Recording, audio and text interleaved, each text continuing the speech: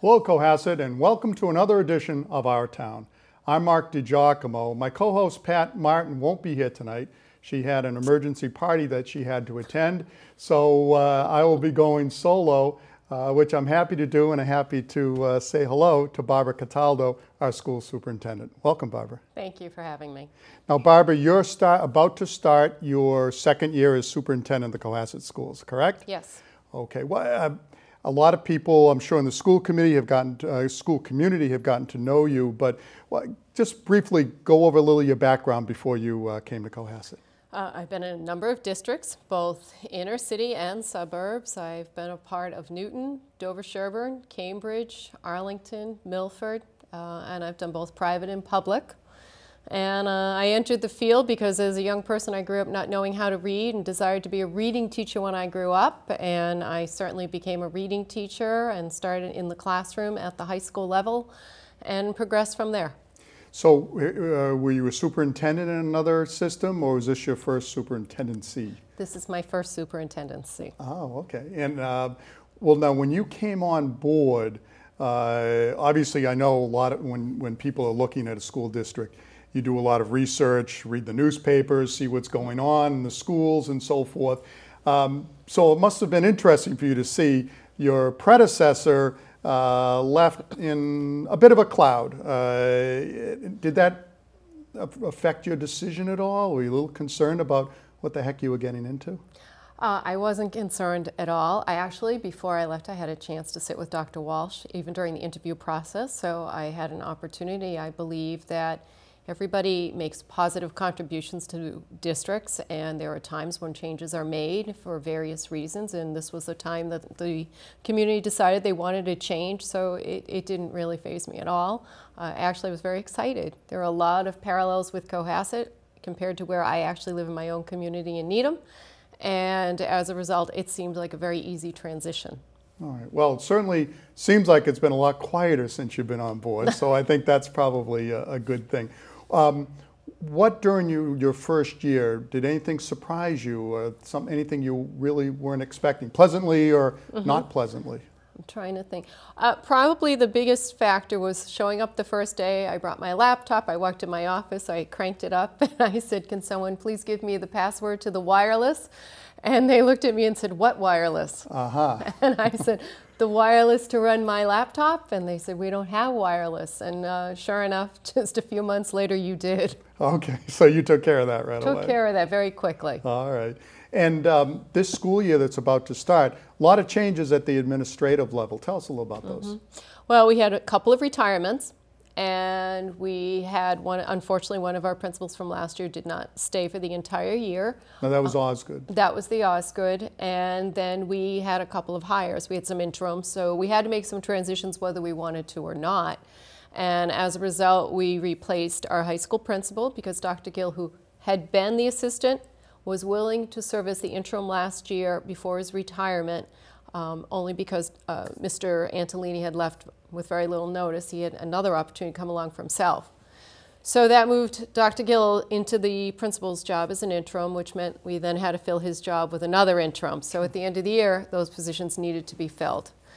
Dr. Gill obviously went off and retired as planned. And now we have Carolyn Conley as our principal and Brian Scott as our assistant principal. Tell us a little about Carolyn. I heard she's young. Aren't we all young? Aren't we all young? Yes, in heart at least. Yes. Yes, Carolyn has some great experience. She was the assistant principal over at Pembroke. The day she announced she was leaving, the kids were devastated, which is a good sign that she was so beloved by the staff and by the students, and definitely by her superintendent, who I had a chance to speak with. She's energetic, she's full of ideas. She just completed her master's degree in administration over at the Harvard Graduate School of Education. She worked with some people I've worked with in the past. Very excited, and she herself had a similar experience in school. She attended Boston Latin, which was a 6 to 12 school. So she has that understanding of a community in a 6 to 12 school that sits under a single roof, which is very, very important because that's certainly one of the topics that came up last year, how to give each their own identity while sharing the same floor and same facilities. So Carolyn is here and full of energy, and at her side is Brian Scott, and he came out of Catholic Memorial after many years there, working with a very diverse population. His reason for leaving Catholic Memorial is he lives down here on the South Shore and was making the commute every day. Coming down here at 6 in the morning, I see the line of traffic going north, so I understand the reverse commute. He really wanted to be home. Sure. And have shorter commutes. He has a young family. So it was our good fortune that he decided to apply. He's been great. He believes in school culture. He is concerned about community among adolescents. He really has a way of fostering kids to work together. So we're very excited about that. They've worked very well together. And Carrie Sandler, who is the assistant principal down at the middle school, she's the seasoned one. The veteran. Yes, the veteran. She has been working with both Carolyn and Brian, and they've been, formulating plans for this coming year, how to make the community work together 6 through 12, as well as have their own identities. Terrific. Now, down at Osgood, I'm sure you can't tell us too much about what happened, but something went wrong there. The principal came in and didn't even make it through the year. Now we've got a new person. What can you tell us? I can tell you that the new person isn't really a new person, as was seen. Bob LeCount, Robert LeCount, we all call him Bob. Bob was there for many, many years as the adjustment counselor, and 4 years ago he left to go be a principal. And at the time he departed, Janet Sheehan was the principal of the Joseph Osgood, and she was happily settled there, and there was not an opportunity. We only have one elementary school at that level. So Bob left and he went off to be a principal in another school, but when this position opened, even as an interim, he asked to come back and interviewed along with a cohort of people. We had a lot of people come as an interim. Because the departure was so late in the year, we didn't want to organize a formal search. It's very hard to find a good pool of candidates. We actually found an excellent pool of interim candidates. So he came back as an interim last year. He's coming back starting July 1st of this year, actually. Okay, so who was the principal? When did the previous principal leave? She left in April. In April, okay. And then what was going on as far as the head of the school at that point? Dr. Jennifer DeGiamoco, who's the principal at Deer Hill, she shared the responsibilities in the day-to-day operations across the two schools. Louise Demas, Mrs. Louise Demas, she is our Director of Curriculum and Assessment and Professional Development. She helped with the curriculum piece, and then we had some terrific folks in the Osgood step up and also assist with some of the day-to-day happenings, and then I was in the building between 3 and 4 days a week as well. So now the Mr. LeCount. You said, so he's starting, but he's only interim now? He's an interim for 1 year. We'll assess the situation mid-year and decide whether to open a search or to progress with a contract with him, and that will be a topic between the school committee and Mr. LeCount. Okay, and the reason he's interim was because you wanted that 1 year, not free look, but look? Or was it just not enough time to really? I personally believe that when you start doing searches for that type of role, which is so important in a school, when you begin it that late in the year, it can be very difficult to gather a pool of very qualified candidates. You don't want to just have a small pool. You really want to make sure you have a good picking, number of candidates to look at. As well, though, I have to make it very important that this is an extraordinary faculty that works at Osgood, and we should never, never forget that. They came together with such camaraderie and with such dedication to the building, to the students, to the community, and really worked together as a family through all of this, that as we went along talking about what should happen, I actually had a conversation with them in a faculty meeting as to whether we should pursue a search or pursue an interim, and I actually helped them to work with the choice, rather than my just making a final decision. We work together to come to a solution, which makes for a much stronger body. Sure. So from April to July 1st or whatever, you say it was kind of a team effort, a lot of people being involved as far as running the school, the Osgood school. I know in the past, the questions have been raised where with money being tight, as it always seems to be, always tight, why not have just one principal for Deer Hill and Osgood? It sounds like kind of did that this time. It would save $100,000 or whatever we pay principals nowadays. Is that possible? I personally do not believe it's possible at this time. When I look at the community within each school, they each have their own unique culture or family that sets them apart from each other. I think it was almost heroic of Dr. DeGiamoco to run between the two buildings every single day to make sure everybody was having their needs met.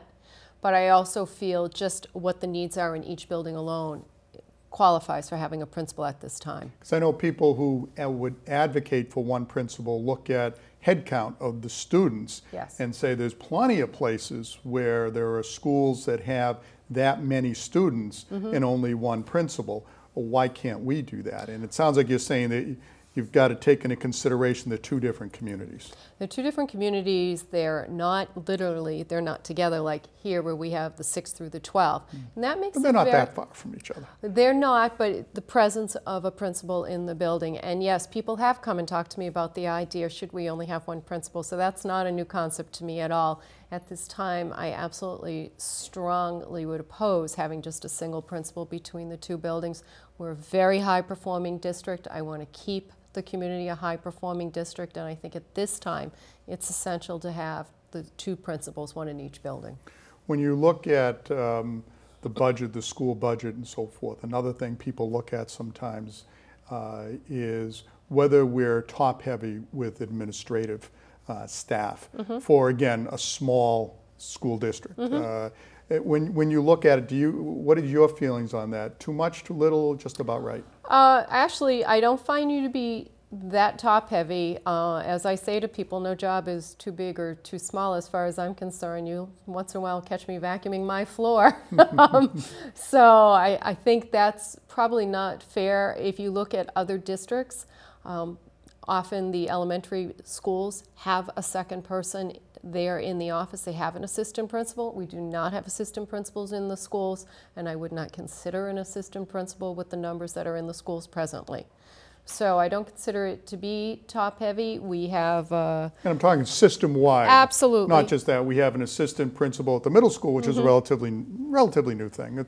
She's in her 6th year. 4 or 5, 6 years, yeah. Time goes by. Yep. But we didn't have one before. And there's a lot of other administrative positions. But when you look at it, you don't see Cohasset as being top-heavy with administrative. No. No, I really don't. When we compare ourselves to other schools the same size, we're pretty much equal in number. Okay. Now, one thing, getting off academics for a second, solar panels has been very much in the news. Tell us about that. Well, Mr. DeGiamoco, he's in charge of that, and he's not here with us tonight, but it has been examined. I've been to a couple of the meetings, obviously, the Energy Commission, and we're looking at this time whether it's the right thing to do for the high school in particular. We're looking at the roof. They've now hired a lawyer recently who will be looking at proposals and RFPs and what direction we need to go to in order to make this happen. We think it's a good investment in view of where energy is. It's so unpredictable right now. Mr. DeGiamoco, though, does a fabulous job at keeping costs down as low as he can. He's always looking for that better deal for us, which I'm most appreciative of. So there'll be changes moving forward. Certainly, aside from the alternative energy, I want to see better consumption in how we recycle. I don't think we're doing enough. So, I'll look at that this year. Now, the panels, the concept, the schools wouldn't be paying for the panels, I don't think. I think we rent. The land is rented through what I understand that they would rent our roofs. Okay. And there'd be a certain amount of money paid into us per year. But we obviously will still have energy costs, but the idea is there would be a reduction in energy costs. Now, would the energy created by the solar panels be used right at the school, or would it be going in for the town? And is it really just aimed right at the school? I think if you look at the paperwork, there's talk of looking at both school and town side, what can be done on both sides. And I think it would be unfair to me to speak to the town side. That's Michael Milanowski can probably explore that a little bit more with you.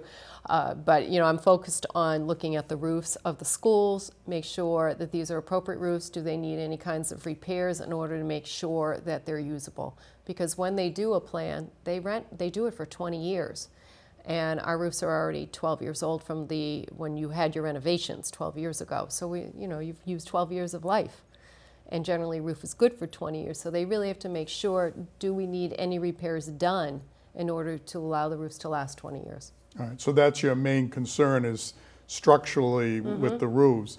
Otherwise, having the solar panels and having the kids be in a building where alternative energy is being used would seem to be a pretty good idea. I think it's a great idea, and I think what's even more essential is that if we could take what's used in alternative energy and combine it into our curriculum in some way so kids take advantage of learning more about it.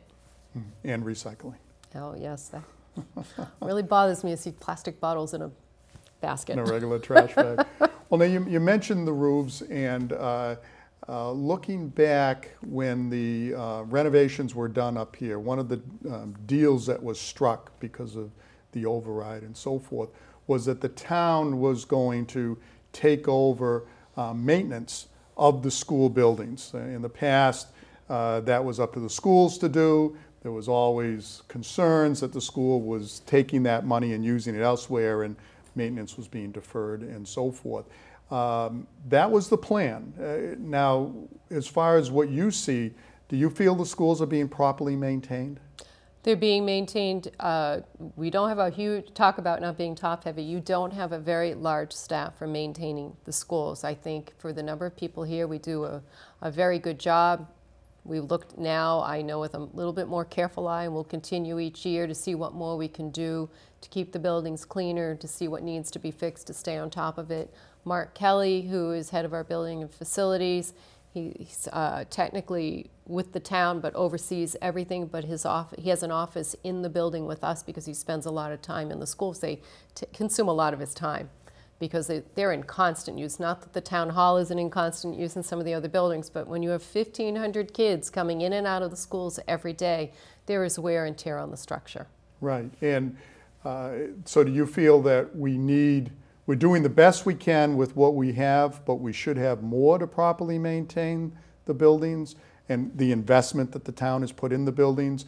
Or do you feel that we're doing fine as far as keeping the maintenance at the right level with people we have? I think anybody can always do more, or always having more would be great. But I think we have a budget to keep, and within that budget, we will do everything we can that we need to do. Now, the floors out here, that was a special thing, right? Yes. They're a disaster. They look like they're about to be redone now. They're in the process of being redone. Tell us about that. There was a lawsuit or something? I'll give you as much as I have, because that happened before my time and finished when I arrived. But apparently several years back, there was a company in to do waxing, and whatever formula they used on the tiles at that time, it got underneath and it lifted all the tiles. They curled, they broke. I understand it entered into a lawsuit. That lawsuit was protracted over a number of years. This year it came to a head and was completed. The money that was gathered from the settlement, I know, was voted at town meeting in the spring to be used to fix the floors. We're in our first stage. We're just starting here in the high school and the middle school. We did some fixing in April, and obviously the dash is on now for next week to get the rest of them done. Basically, we looked at first where the most dangerous areas were. I think some of it, I would say to Mr. DeGiamoco, I tripped upstairs. I was in heels and my heel caught on one of the broken tiles. We need to fix that area. You know, I felt if I could trip, anybody could trip. And, you know, we looked at places like the science labs where kids are carrying chemicals. If it was a danger, we lifted those tiles and got them out so the kids would not trip. So this waxing that ruined the floors, it was throughout this building, the high school, middle school? Not the entire building, but I guess the majority of the building, yes. Okay. None of the other buildings? There was some damage, I understand, over in the other buildings, but this is where the worst damage was. This is where it needed the most immediate attention at this point. When I arrived last July, there were breaks in the tile, there were tiles curling, and I don't know if it was because we didn't have a lot of snow this winter or what it was with the weather, but the tiles this year in particular really began to lift, and maybe it was the age at this point because of the damage done previously. But the tiles lifted very quickly, curled, broke. They were really a danger, and we felt it was in the best interest of our students and families coming into the school to get them off the floor. So while they were unattractive for a number of months, they were also much safer. And now they are laying the tiles, they're putting new strips along the side and so forth. And the funds that we obtained through the settlement, will that cover all of the work that needs to be done to the best of your knowledge? That is the expectation, Okay, yes. nothing more. Good. Well, that's good news. Teacher's contract. When is that up? The teacher's contract officially ends on August 31st. August 31st of, like, Yes, next week? Yes. Wow, okay. So has there been ongoing negotiations? There have. Okay, all right. And what can you report to us as far as the progress there? They are ongoing, is the report. We are continuing to talk. We're hoping to have something resolved. We can't answer that there will be or there won't, but you know, the best I can say out of respect, we have some very hard-working teachers. I am most appreciative of all the districts I've worked in. This is truly a gifted set of teachers, but we have to work these contracts out. Now, I'm thinking back, I know there was one negotiation period, I don't think it was the last one, maybe the one before, where it did go beyond and the teachers worked without a contract, and there was some discussion of work to rule, which may have gone in pseudo, may not have. But generally, the contracts are squared away long before. Should we read anything into the fact that we're still talking with a week left in the contract? I don't think so. I think if August 31st no statement is made, then we can certainly talk about it again, but at this time, I wouldn't read anything into it. Okay. The committee was a couple members of the school committee and yourself participate on the school side? 2 school committee members, myself, and Mr. DeGiamoco, the business manager. All right. And who were the members on the committee that are on that subcommittee? From the school committee, Yeah. it was Paul Anyabany and Helene Lieb. Okay. And is it a collaborative bargaining, or how is that? That's the way it was set up? Yes. Okay. All right. Now, teachers and public employees have been in the news a lot over the last, around the country over the last couple of years. Oh, yes. And, on the teacher side, the issue of merit pay, which the words couldn't even be spoken not too long ago, now they're being spoken, and there's actually seems to be some progress toward that. Is that generally, and I'm talking about Cohasset, but generally as an administrator, is that a good idea or a bad idea? It will sound very non-committal what I say, but I think you have to use the contract that's best for the community that you're in. So I know, for instance, the community in Colorado that is using merit pay, it's been very successful, but there have been other districts in the country where it hasn't been. So if it's decided that a merit pay contract should be developed, both sides really have to be comfortable with it or it will not work. Or some kind of a merit component, bonus or something like that. And I guess, having gone through teacher negotiations myself, a lot of people just really get angry about that. People who in the private sector say, I don't get it. I get bonus or not bonus. I can get fired if I'm not doing the job. Why should teachers be any different? Why should they? I think it's historically how the contracts came to be, and unions were developed for teachers, and I think they've remained there. I think we are in an evolutionary period right now.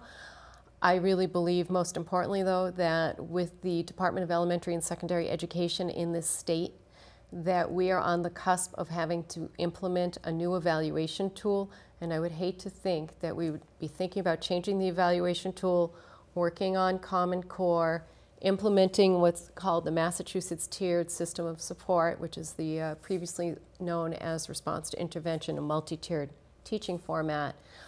We're looking at MCAS, and we're looking at a few other things that are federally and state mandated, and to try to bring a merit pay system in at the same time. I think it's unfair to both the community and to the teachers, and most importantly to the kids, because it's kids first as far as I'm concerned.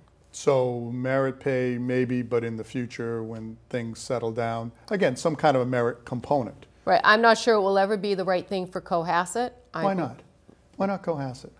I think we have to look and see where the community is heading. We have to look at, will the schools continue to grow? Will they begin to shrink in terms of numbers? The 10-year forecast shows that the population in the schools should be dropping. Might be the right time to introduce it, it might not. But I think you have to take it incrementally. I think the next few years will be very challenging for everybody trying to get all of the mandates under control that we all need to get under control, to ask people to then try to make the decision about a merit-based contract versus a collective bargaining agreement, I think isn't fair. Well, couldn't merit be part of the collective bargaining process? A bonus pool is set aside, and at the end of the year, it's divvied up by the principal for the teachers who have performed extraordinarily well. Can't that be part of the collective bargaining? Theoretically. Theoretically, it can. I just think for any district right now to take on that conversation while we're resolving all of the other mandates, federal and state, would not be fair to the teachers or to the administration or to the community at large. Okay. Class size. Are you satisfied with where we are system-wide with class sizes? I think right now our class sizes are very good, particularly at the elementary level. The kindergarten classes are smaller where they need to be, and then they gradually grow until they get to the high school. What are they at kindergarten, 15, 16? A little higher, but we keep below 20. Under 20? Okay. It fluctuates, obviously. We've had a lot of enrollments recently in the last couple of weeks, no doubt about it, but we're keeping them under 20. Then after that, they begin to creep up a little over 20. But when you start, I would never want to see it get to 40. That would be ridiculous. Kindergarten, we should try to keep it as low as we can.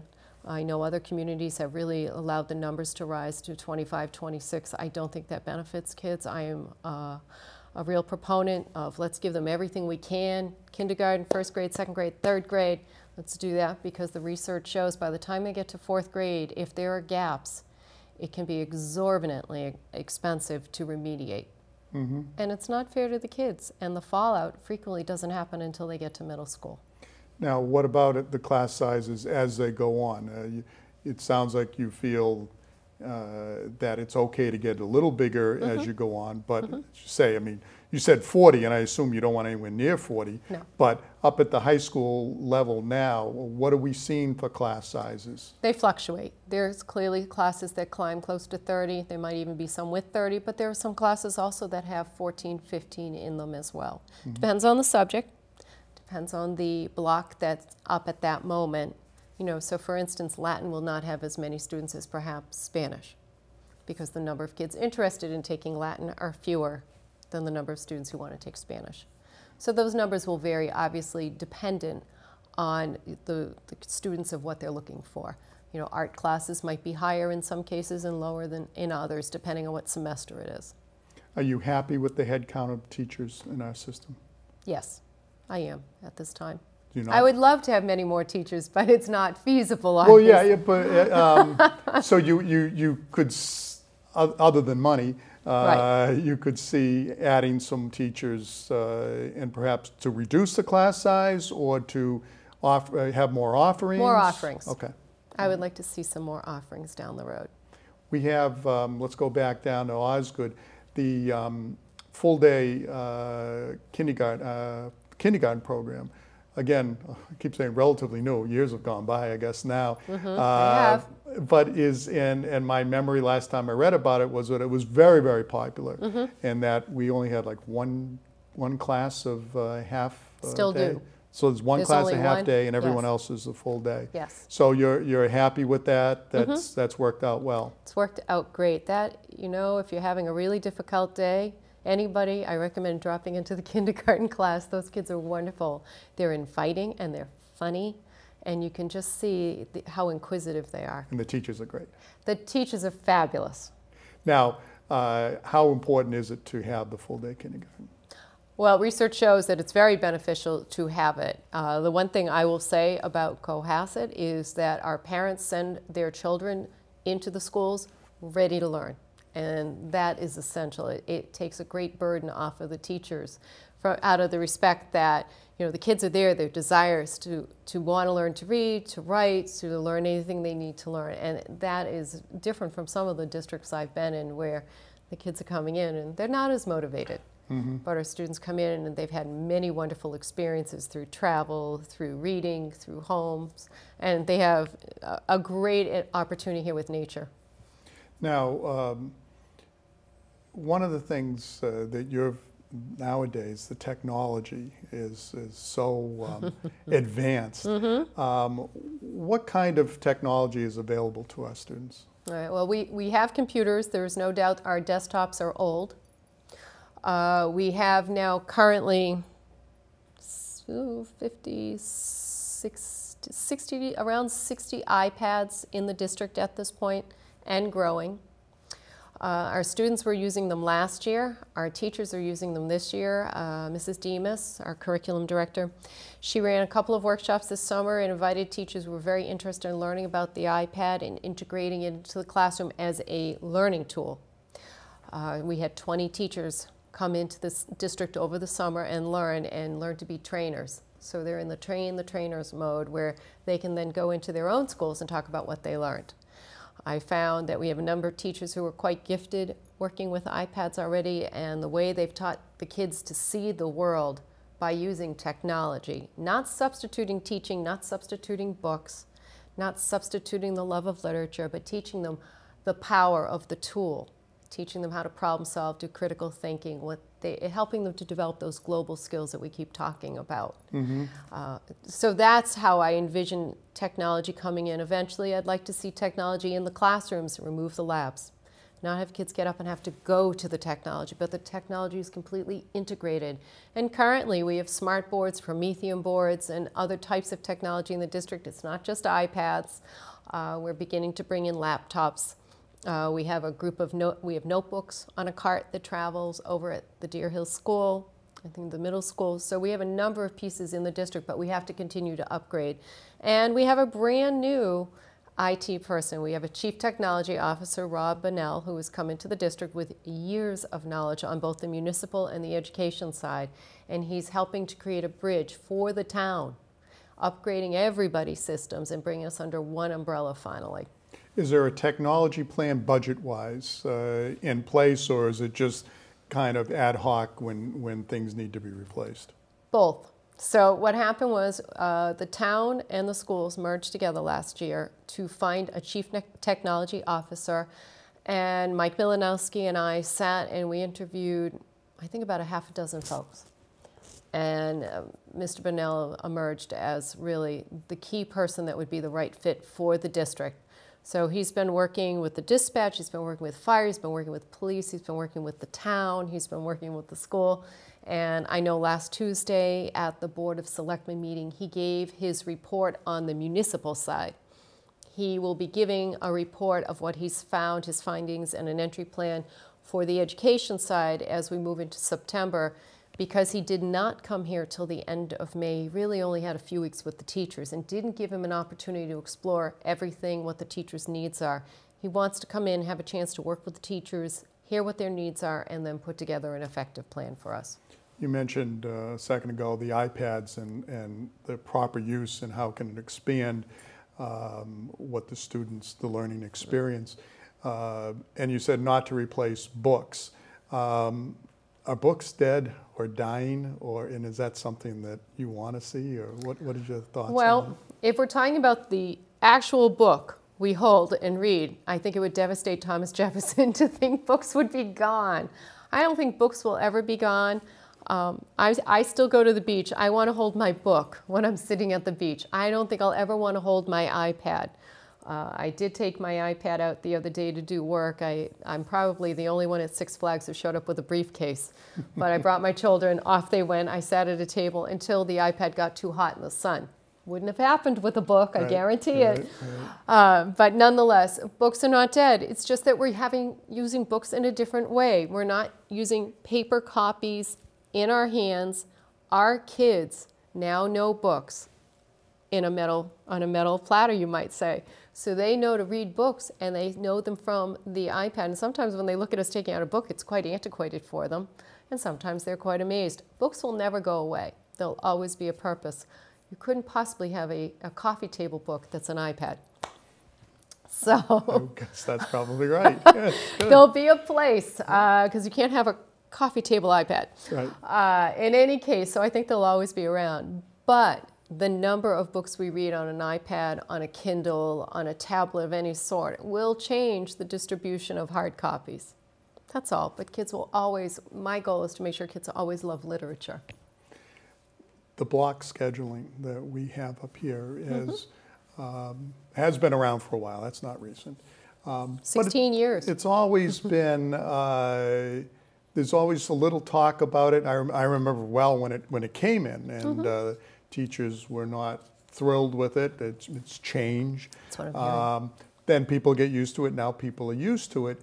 But it's almost, is it not as much in vogue? It was kind of the thing. And this happens in education, as in most areas, where the new thing comes up and everyone wants to do it, and then another new thing comes along. It feels like block scheduling is a little passé now. Is that right? Should we be thinking of changing it? Well, first of all, as I said, block scheduling has been here 16 years.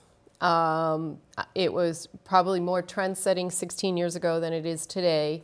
We are looking at it. I know last year that Dr. Gill put together a group of folks, of parents. I think there were a couple of parents, but mostly administrators and teachers together looking at the block scheduling. He's now gone. We really need to look at it again. So Mrs. Conley has been given the directive to please sit down this September, formulate some groups to look at the block scheduling and see if this is the most effective way. It has to include more than just administration and teachers. We really need to include parents and students and school committee members to look at it. So I can't say it will go away. I can't say it won't go away. But they really have to explore what's out there now 16 years later. It might have served its purpose. But there are huge advantages to the block scheduling, and I certainly don't want to underestimate those huge advantages.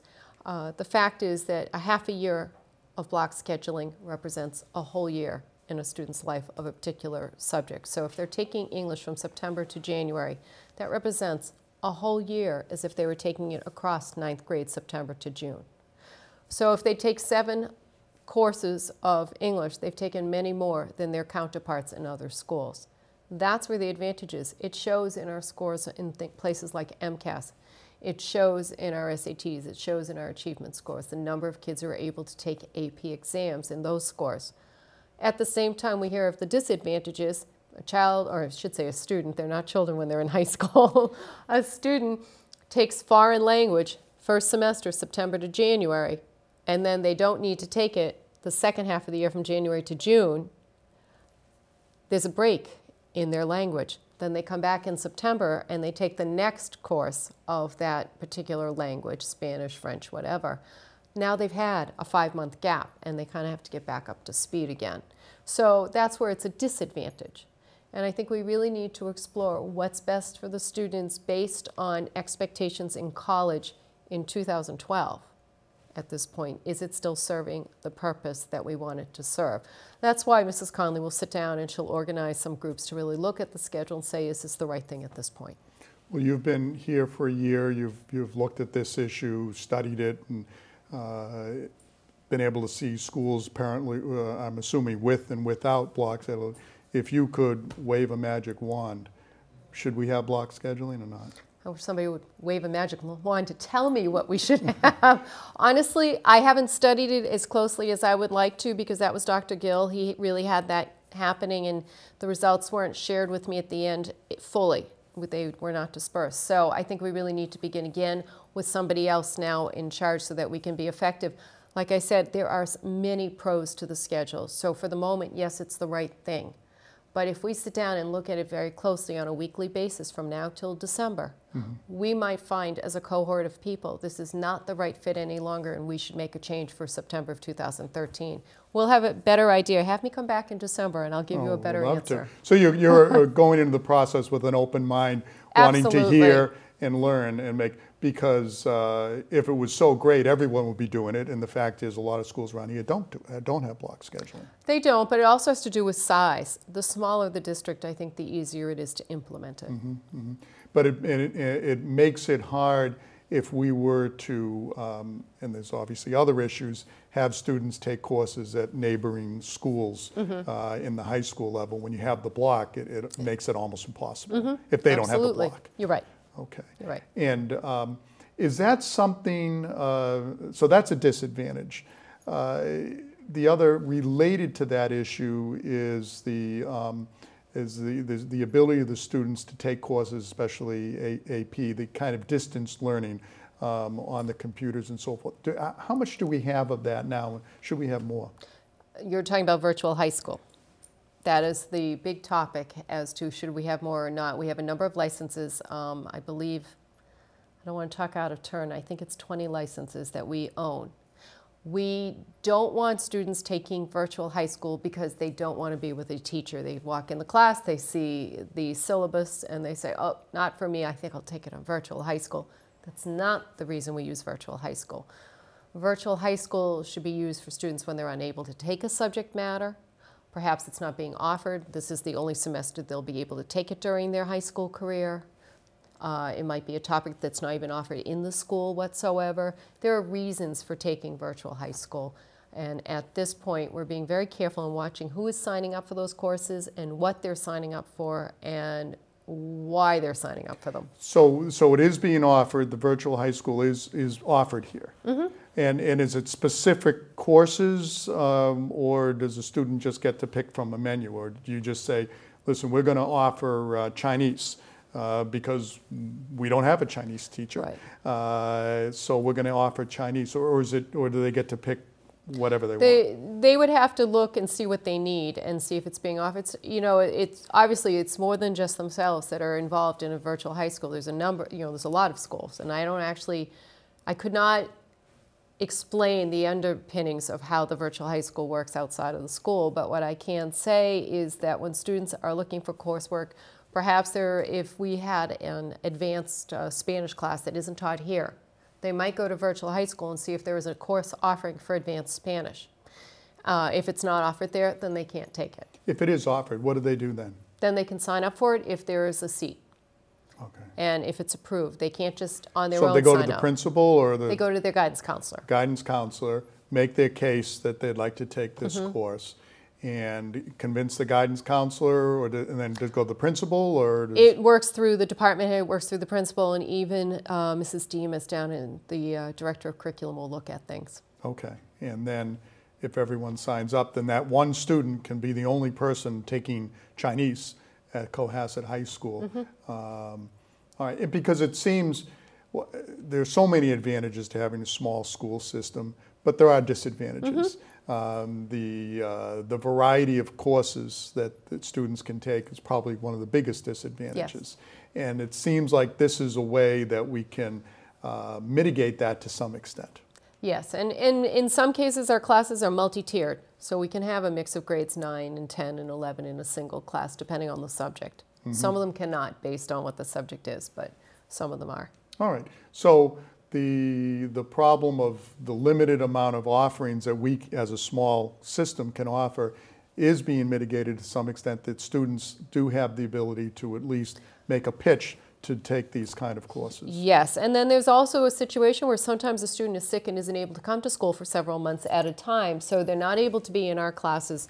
I know some districts allow students to Skype into a classroom. We are not at that point yet where that could happen. So if that happened, that's great. But in the meantime, we have virtual high school to help students who might not be able to get into the door here for various reasons. Then they can use that. Okay. And they can use it in their home, which is great. Some financial issues, fees for sports, for parking still at the high school? No, not. That's gone now? Okay. It's been a little while. We still give the space numbers, though. Okay. The seniors have been coming in. How close can I get to the door? I think at this point, if they could park inside the door, they would. But they don't have to pay for the parking spaces. No, they just get their sticker. Absolutely not. In fact, I laugh because sometimes I go out and I come back right after school ends, and my space has a student's car in it outside the door, and I'll park down at the bottom of the hill. But, so, and what other fees? Are there fees for other? There are sports fees, music fees, different, variety of things. Kids go to Camp Borndale, they need to pay for that. They play a sport, they get on the bus, there's a fee. There's the fee for the buses. That's right, that's still there. Didn't used to be that way. So I heard the other day, just 5 years now. Well, public schools used to truly be public, and you didn't have to pay to play sports or to ride a bus or to take a music class. Now, some of those fees are rather high, especially sports. Someone's playing 2 or 3 sports. I know there's discounts and so forth. Yes.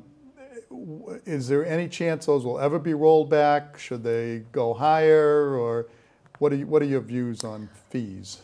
We're actually, it's funny you should say that, because I said to Mr. DeGiamoco this year. Last year I didn't look at the fees really. I was concerned with so many other pieces in the district at the time. But I said to Mr. DeGiamoco, I want to see the fees this year, because I did have a parent come and they were a little distressed about the cost of the bus fee. And I want to compare it to other South Shores. I know where I live, it's actually twice what Cohasset is. But that's up where I live, and I have to look at it relative to where we are down here. So we'll be looking at the other districts, what they're charging for different things. I know our kindergarten fees are lower than other districts. That doesn't mean, I don't want people, just because I said that, think, oh, it's time to raise them. That's not the answer right now. But, you know, we always, from year to year, from here on in, we'll have to look at our fees and see what they are relative to everyone else. I don't want it to be like the airlines, where one raises their fees and everybody across the board raises their fees. But it's unlikely that we're going to see them go down too much or be eliminated. Yeah, I doubt it. That's Although just, parking was a bonus. Parking was eliminated, okay. Yep. But that just seems to be now the way the world is. The fees are part of public schools going forward to help out with the budget. Is the sports fees totally offset? Is the 100% funding of sports, or do you have? It will offset the sports. Yes, the program takes care of itself. Takes care of its self-sustaining completely. Okay. And I have to say that the boosters, they are wonderful, because when there's a shortage of anything, the boosters step right up, and they are the quietest group about it. Very humble group. Water bills. This is something I think a lot of people are a little surprised Before at. my time. Okay, all right. Does the school pay water bills? We were paying water bills through last year, absolutely. Okay, so because I know there's some controversy about the town, the water department's mad because the town isn't paying for certain water bills. Our pond on the common, they turned it off because the town wasn't paying. But the school, are we current and paying the water bills? I haven't looked to see what we're doing for this fiscal year. I know last year we were obligated to take care of our water bills. I will ask Mr. DeGiamoco what's happening moving forward. There's been a lot of discussion about that. Okay.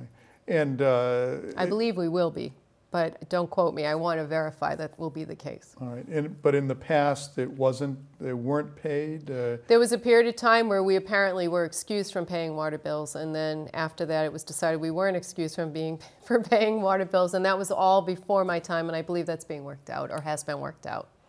Cohasset, it appears, sometimes has a lot of students that go to the private schools for various reasons. Not necessarily unhappy with the Cohasset schools. There's religious reasons. There's family, traditions, and so forth. Well, yeah. What do you find? Does it seem like a lot? About right? Are people coming back? What's going on with that? About the same number leaves every year, and sometimes we don't know. The biggest jump would be in 9th grade. We often don't know until the first 4 weeks of school because parents haven't removed records. And as a result, I can't give an exact count, but overall, we looked at the trend for the last 5 years, and it's pretty much stayed steady as to the number that leave. And this year, we have about 5 coming back. Okay, coming back.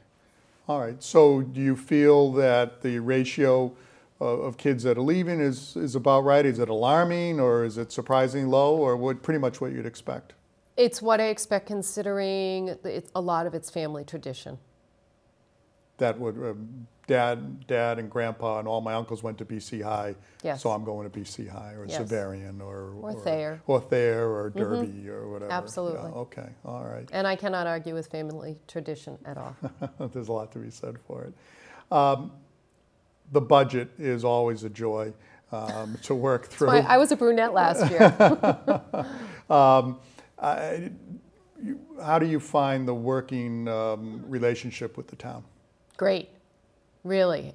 I have to say, working with Mr. Milanowski these last few months has been made it a very easy task. Better than previous town manager? Yes. Yes, and no disregard to Mr. Coughlin. I want to make that very clear.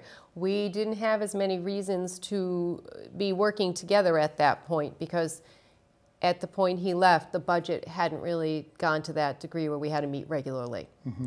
Only it really came about the same time that Mr. Milanowski stepped in. For that reason, I have to, preface it and say, Mr. Coughlin had me come to their department meetings. He would meet with us. He'd come to us. We'd go to him. But overall, the relationship in terms of meeting regularly with Mr. Milanowski happened about the time he came on board because that's when the budget was most crucial. And you, the school committee, obviously works on the budget, comes up with a number after a lot.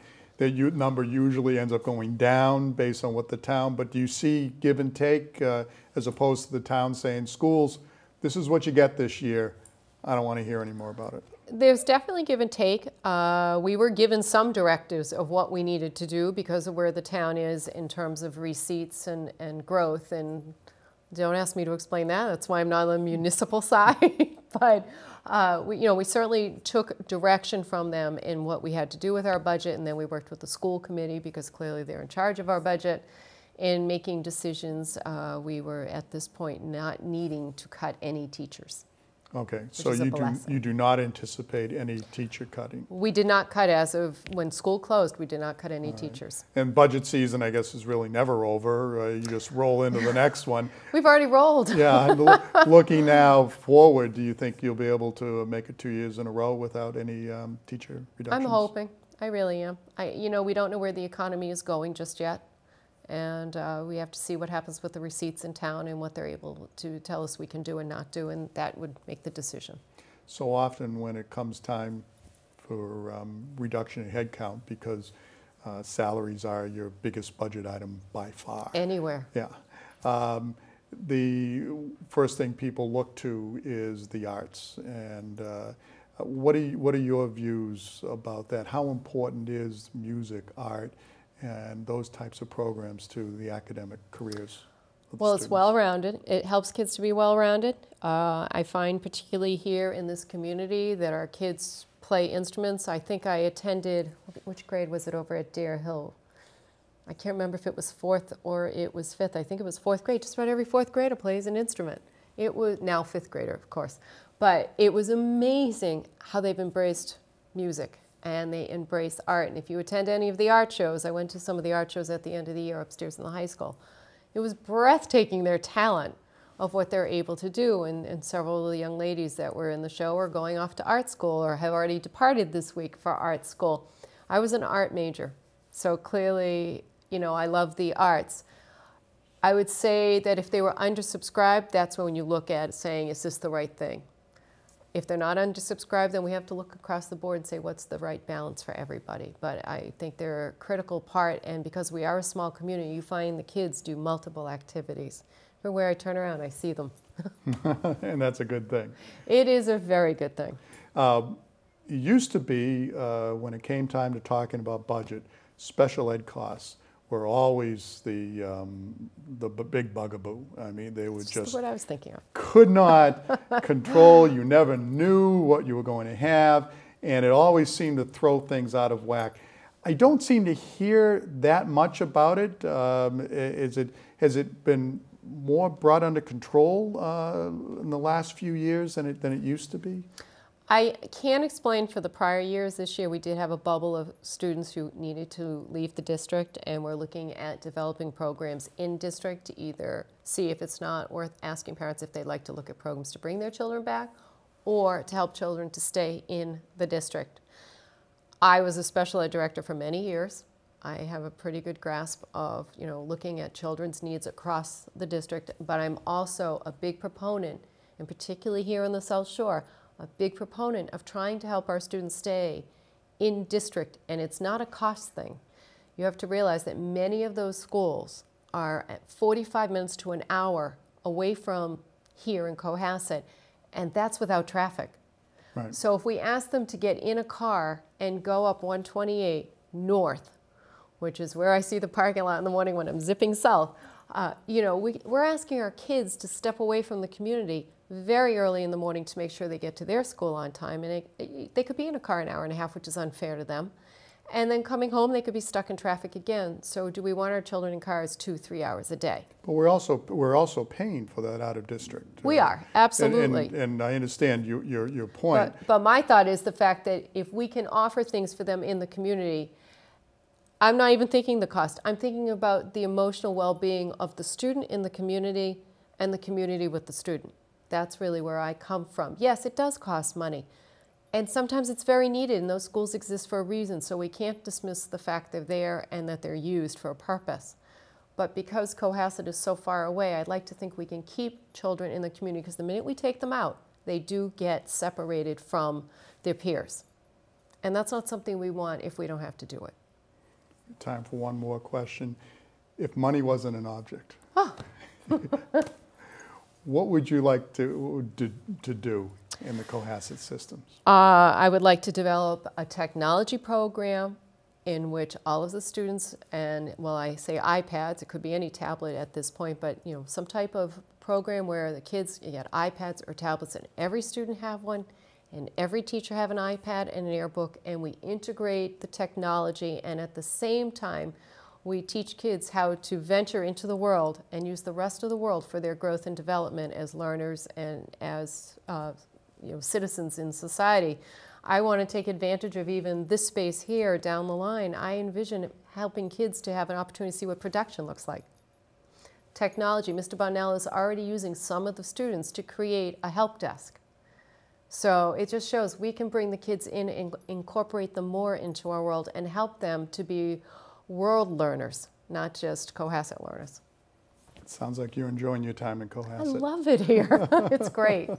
Well, we're happy to have you, and we're happy that you came in tonight to tell us a little about your views and about the schools, and happy school opening in a couple of weeks. Thank you. Next week. Next week. Just around the corner. There it is. So, Barbara, thanks again. Thank you very much. Okay, good. All right, well, so that's it for our show tonight. Hopefully there won't be a party next time we have a show, and Pat will come in and we'll have another guest. So we'll be watching for us coming up. But for now, my name is Mark DeGiacomo. Thanks for joining us.